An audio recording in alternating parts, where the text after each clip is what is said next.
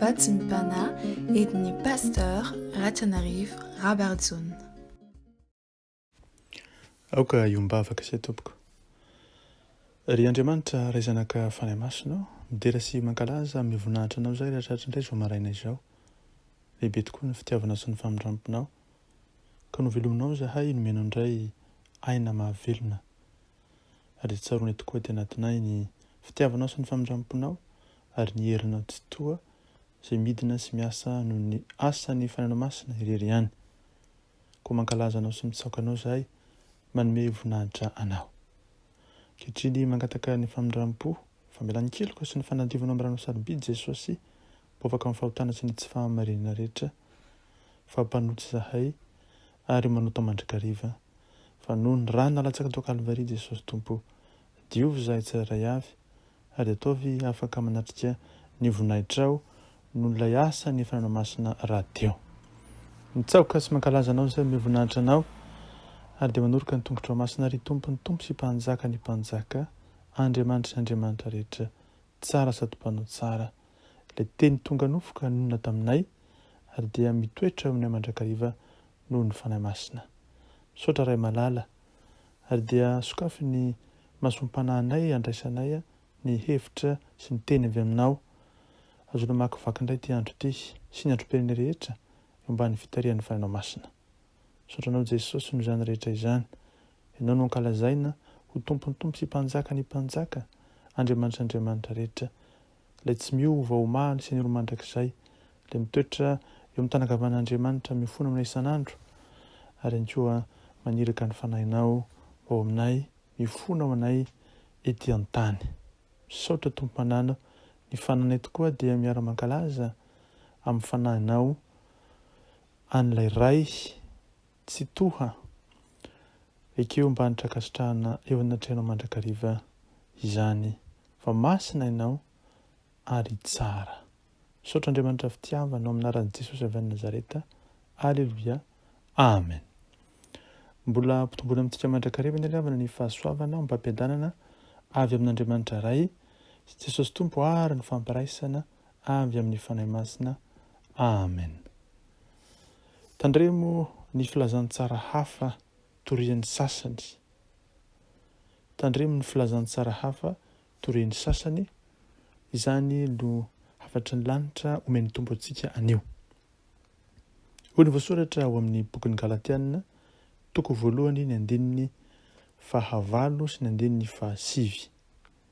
Galate 1:8-9. Amenaran'i Jesosy. Kanefa na izahay na anjely avy any an-danitra aza no mitory filazantsara hafa aminareo, afa-tsy izay fa notorinay taminareo, aoka ho voaozona izy. Araka ny voalazanay fahiny, nolazako indray ankehitriny, raha misy olona mitory filazantsara hafa aminareo, afa-tsy izay fa noraisinareo, aoka ho voaozona izy. Amen. Hitantsika amin'ny internet avy amin'ny kristianina isan-karazany fa ratsy hono sy diso ny fandika-teny mahazatra sy malaza ny Baiboly eny am-pelatanantsika iny. Ary dia nambara anatin'izany izay asan'ny fahavalo lesatany izany mazava loatra fa ny dika-teny rehetra maneran'izao tontolo izao dia diso avokoa ary misy anankiray ihany izay tsy maintsy hiverenan'ny olona, dia izay heveriny ho mifanaraka amin'ny eritreriny. Izany tokoa nataon'ny fahavalo fototry ny fiezahana hitarika ny mpino an'i Jesosy Kristy amin'ny fomba miadana nefa azo antoka ho amin'ny filazantsara hafa. Horesana amintsika tokoa ny tranga manokana momba an'ireo izay mihodina tsy ho amin'ny filazantsara notorian'ny apôstôly. Aoka ho tsaroantsika fa ny afatry ny filazantsara mitondra ny vaovao mafaly dia mampianatra antsika ny lalan'ny famonjena, ny fomba ahazoana ny fiainana mandrakizay avy amin'Andriamanitra ao amin'ny Jesosy Kristy mpamonjy antsika, araka ny fomba andehanantsika avy eo amin'ny diantsika amin'ny finoana sy ny fahamasinana ary dia mamela ny tompo hanova kely tsikelikely mandritra ny fiainantsika araka ny endriny mahatonga antsika ho toy ny ampakarina. Zany hoe ao anatin'ny fiainam-panantsika isan'andro dia hovan'Andriamanitra no ny herin'ny fanahy masina isika ho tonga mitovy tsikelikely amin'ny Jesosy Kristy dia homendrika ho isan'ny mampakarina. Izay no asan'ny tenin'Andriamanitra izay voarakitra ao anatin'ny Baiboly, na inona dika teny izay nandikana azy, fa asan'ny fanahy masina avokoa izany dika teny rehetra izany. Hoy Jesosy Kristy avy any Nazareta: ry rahalahiko sy anambaviko malala, mampirisika anao aho mba hanaraka ny fantsona, ny foronina hikarakarana ny fizarana ny hafatra. Izany hoe izay nikena ho marina araka ny hafatra izay ampitondrana ny mpanompony dia izay no aoka ho henonao. Tiako Jesosy minantitrantitra fa isika rehetra dia maniry miaraka amin'ny tompontsika mba ho tafaray ao amin'ny fitiavany, toy ny fianakaviana lehibe iray misy rahalahy sy rahavavy sy tsy lavorary izay manana ny maha izy azy ny tsirairay. Fa na dia aza ny tsy fahatanterantsika dia mijanona ho tsara fanahy isika ary samy mikatsaka ny andray ny fahamarinan'Andriamanitra. Ao am-poka nareo Jesosy ary tsy hanova izany zava-misy izany izay safidinareo sy izay hevitrareo. Zava-dehibe zany ry havana malala ary tokony mpakatsara ao anatintsika.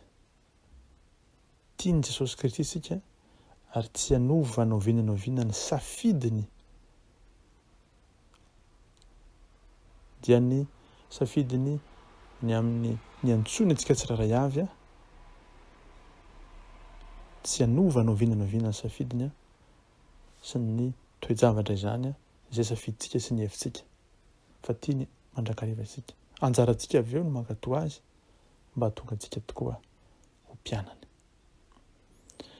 Raha izany zava-misy dia ny tompo miantso antsika mba hijoro tsara manoloana izay fotom-pampianarana diso sy mamitaka. Aza raisina ho toy ny tsy fitohy-kevitra fotsiny izany, mamitaka sy matotra kokoa noho izany zavatra misy. Rehefa mandokatra internetika mantsy matetika dia misy filazanana amin'ny hoe iny dika teny am-pelantanao iny dia tsisy fa ity ny tena izy, miainga avy aty Jerosalema mihitsy izany araka ny fanambarany, dia betsaka ny ropoka. Raha ny marina dia tsy te hampalahelo antsika ny tompo amin'ny fibanjinana foto-kevitra ny amin'izany toe-javatra izany, fa maniry kosa izy ny mba hahatonga antsika hifantoka amin'ny toe-javatra manan-danja izay entina eo anatrehantsika ankehitriny. Voalohany araka izany dia ny hoe mety ho ratsy ve ny fandikanany ny Baiboly, ny hoe tsy azo tsara ny dikany dia tsy mitovy amin'ny hoe ratsy ny fandika-teny. Ary izany dia miatra amin'ny hafatr'Andriamanitra nampitaina amin'ny alalan'ny iraka avy amin'Andriamanitra. Midika izany fa Andriamanitra dia miambina ny teniny mba hitahiry ny fahamarinana, hiazonana ny herin'izany tenin'Andriamanitra izany ka hatanteraka ny fikasany. Mitahiry ny fahamarinana, miazona ny herin'ny tenin'Andriamanitra hatanteraka ny fikasany. Izany hoe io dika teny io na inona dika teny niorina tamin'ny fitarihan'ny fanahy masina io ary dia mitondra fahamarinana izany tenin'Andriamanitra izany. Misy hery ao anatiny ary misy fikasan'Andriamanitra. Izay fahamarinana sy herin'Andriamanitra ary fikasan'Andriamanitra izay tafahorona ao amin'ny tenin'Andriamanitra na inona dika teny. Izay avy amin'ny fanahy masina nampanoratana tamin'ny olona izay nandika ombenombeny ny teny avy amin'ny teny Hebreo ny testamenta taloha ary avy amin'ny teny Grika testamenta vaovao amin'ny ankapobeny izany. Mbola misy dika teny fototra hafa ihany koa. Ao anatin'izany rehetra izany dia Andriamanitra mihitsy no nanangana teo anivon'ny zanany mpandika teny, ny teniny, izay nirahana hanao asa tena mandreraka sy tena ilaina ary manome azy fahaiza-manao, famezam-pahasoavana ara-panahy ilaina amin'izay zava-bitany misongadina. Azy nanao asa toy izany dia nenjehan'ny fahavalo no ny asa izay tanterahany. Ny sasany noronanao faty ary tamin'ireo koa izay niasa tamin'ny fanaparitana ny fandika-teny amin'ny fiteny tsika andavanandro dia nomelohan'ny fiangonana ho eo amin'ny tsatokazo, novonoina tamin'izany tsatokazo izany. Ny fanontaniana mitsanga dia izao hoe nenjehana hatramin'ny fahafatesana ve izy ireo no nitondrany antsika ny tenin'Andriamanitra izay nivadika sa tena izy? Iza no afaka handaha mafy fahasan'Andriamanitra sy azo enteherana ireo fandika-teny ireo? Raha simba daholo ary ny fandika-ny tenin'ny Baiboly dia tsy hanana Baiboly ovakena intsony isika, kanefa amin'ny hafatra dia mampirisika antsika hatrany hamaky ny teniny ny tompontsika. Sa tsy izay ve ny zava-misy? Ndeha ho raisitsika ohatra ny Kolosianina 2:7-10. Kolosianina 2:7. Colossiens chapitre 2 verset 16-17. 10:7-10 anaran'ny tompo. Koa aza avela hisy tsara anareo ny amin'izay hoaninareo na izay sotronareo na ny amin'ny fitandremana andro firahavaravoana na ny voaloam-bolana na ny sabata, aloky ny zavatra ho avy ihany izany rehetra izany ao amin'ny Kristy ny zava-misy. Amin'ny dika teny hafa koa dia hoe aloky ny zavatra ho avy ireny fa ny tenany dia ny Kristy. Amen. Amin'ny dika teny marobe dia mampiasa ny teny hoe aloka. Fireo karazan'olo ireo izay atao hoe entaniny devoly dia milaza zavatra hafa. Fa lazainy fa eskisy na kisarisary ilay hoe aloka. Dia ho jerentsika ohatra andika ny teny amin'ny teny Hebreo izay fototra iorenantsika mazava loatra. Ny concordance lehibe Hebreo ao amin'ny laharana 4638 izay voalahatra tsirairay daholo moa ny teny rehetra anatin'ny Baiboly Hebreo dia mifanitsy amin'ny teny hoe skia izay midika hoe aloka raha teo. Aloka avy amin'ny poiran'ny fahazavana, endrika avy amin'ny zavatra iray izay tarafiny io jiro io. Ary any amin'ny laharana 7 vao misy hoe kisarisary natao hoe eskisy.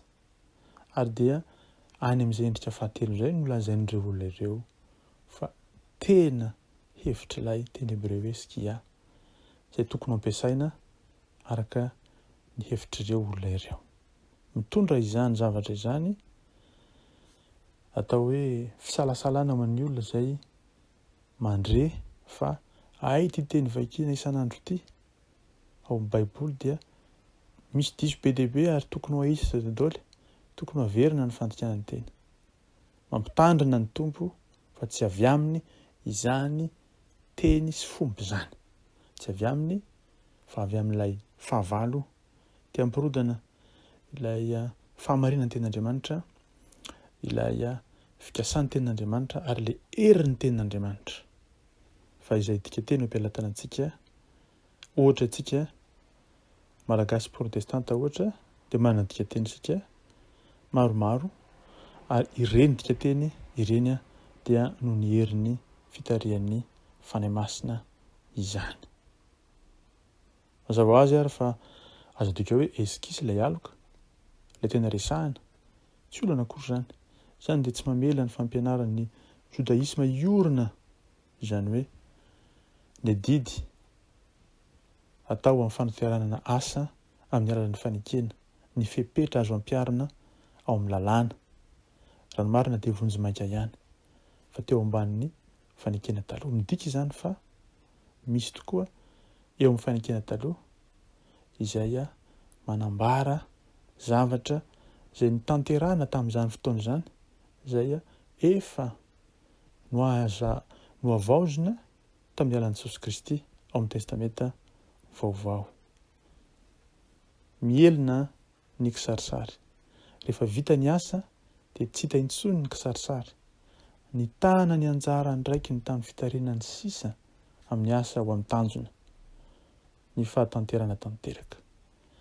Izany hoe nahoana ny mpandika baiboly maro no mifidy ny teny hoe aloka fa tsy ny teny hoe eskisy.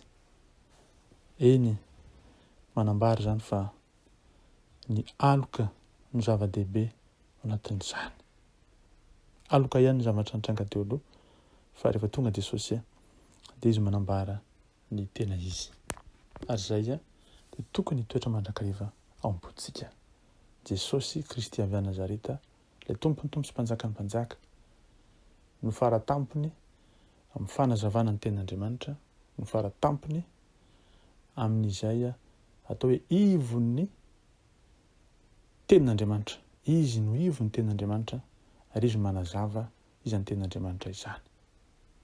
Ka dia aoka isika toetra amin'izay efa niantsonantsika ary dia ampiasa tokoa ireny etiketeny izay mety tompo antsika ireny izay voalahatra ao anatin'ny baiboly.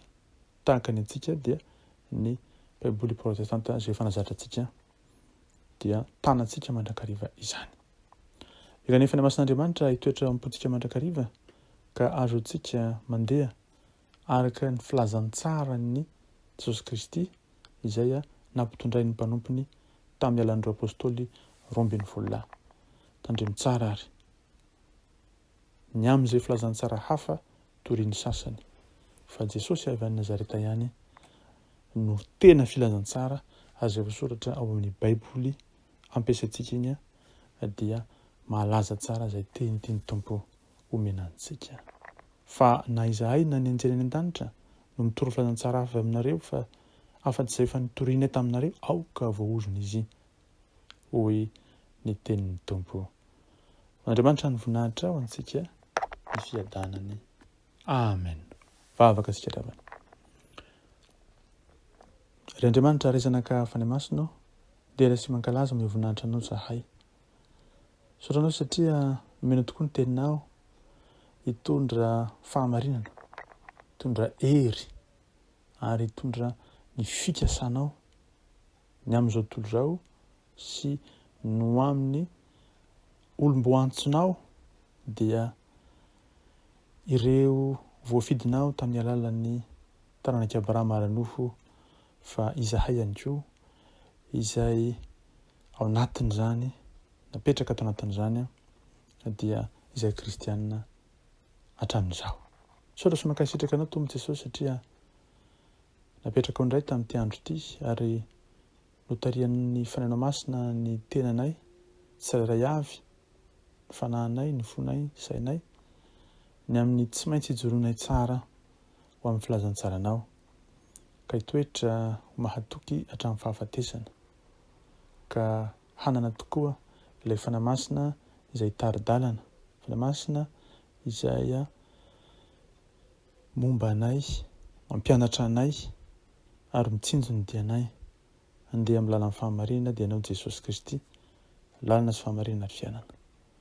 Saotra anao Tompo Jesosy satria anatin'izany rehetra izany dia mampatsiahy tokoa ianao, mazava-dehibe ny teninao satria ny teninao ny fiainana ary ny teninao no momba anay isan'andro satria izany no nahariana izao rehetra izao mihazona azy ary ihany koa teny izay ivelomana isan'andro, teny izay miasa teny anatinay ahatonga anay andeha araka ny sitrak'Andriamanitra iray. Ka sitraka ny izany rehetra ny Tompo. Dia ampianaritra ifantoka aminao isan'andro Jesosy Kristy ny heran'ny fanainao masina izay miasa teny anatinay. Hideranay anao isan'andro eo amin'ny fiainanay rehetra. aoka hovoninahitra ao ny zavatra rehetra ray ny mandrakisesandreny fiadanana fa amin'ny kosa ny fahasoavanao Jesosy Kristy ny fitiavan'Andriamanitra ray ny hery sy ny fampiraisana avy amin'ny fanahy masina. Aleloia. Amen.